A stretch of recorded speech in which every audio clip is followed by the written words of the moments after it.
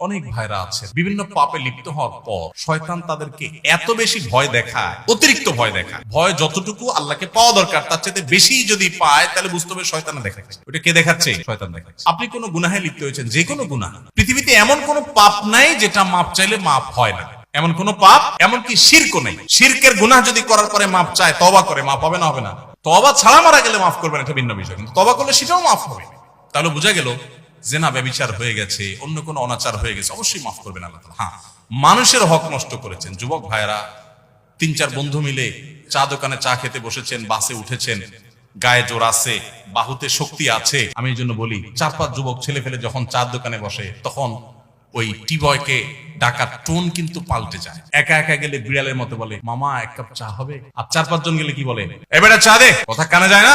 কতক্ষণ ধরে বসে রয়েছি, কারণ আশপাশে বন্ধু বান্ধব চা আছে, শরীরে একটু ভাব আসছে, তাই না? আহা, এই মাস্তানি বিচার হবে, এটার বিচার হবে। দুনিয়াতে সে বেচারা বিচার পাবে না, কিয়ামতে বিচার। বুড়া বলে আপনি হাজির সাহেব হয়ে গেলেন, মাগার ওই যৌবন কালে যে মাস্তানি করে আসছেন, গুন্ডামি করে আসছেন, তার বিচার আল্লাহ করবেন। So be careful. এই যৌবনকে পাগলামি করে নষ্ট করবেন না, ঠিক আছে তো? ইনশাআল্লাহ যে কোনো অন্যায় করে আল্লাহ কাছে মাফ চাইলে মাফ করবেন, কিন্তু মানুষকে ওই যে ধাক্কা দিয়েছেন, গালি দিয়েছেন, অধিকার নষ্ট করেছেন, হক মেরেছেন, এগুলো কিন্তু আল্লাহ মাফ করবেন না। সাবধান। এই জন্য নবী করিম সাল্লাল্লাহু আলাইহি ওয়াসাল্লাম বলেছেন, সেদিন আসার আগে মাফ চেয়ে নাও, যেদিন কেউ কাউকে ছাড় দিবে না, কেউ কাউকে ছাড় দিবে না।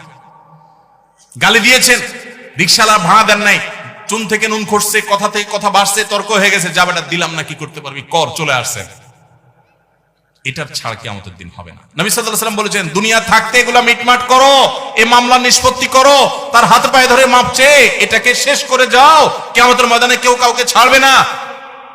অন্য কোনো অন্যায় করেছেন, জেনা হয়ে গেছে, আল্লাহর কাছে মাপ চাইছেন, তওবা করছেন, লজ্জিত হয়েছেন, আর কখনো করেন না, ফিরে আসেন, ইনশাআল্লাহ মাফ করবেন আল্লাহ তাআলা।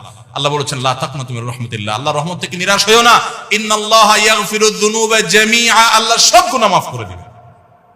অতএব জেনা করলেও আল্লাহ তাআলা কি করবেন? মাফ। কিন্তু তওবা করতে হবে খাঁটি অন্তরে, আর করা যাবে না, অনুতপ্ত হতে হবে।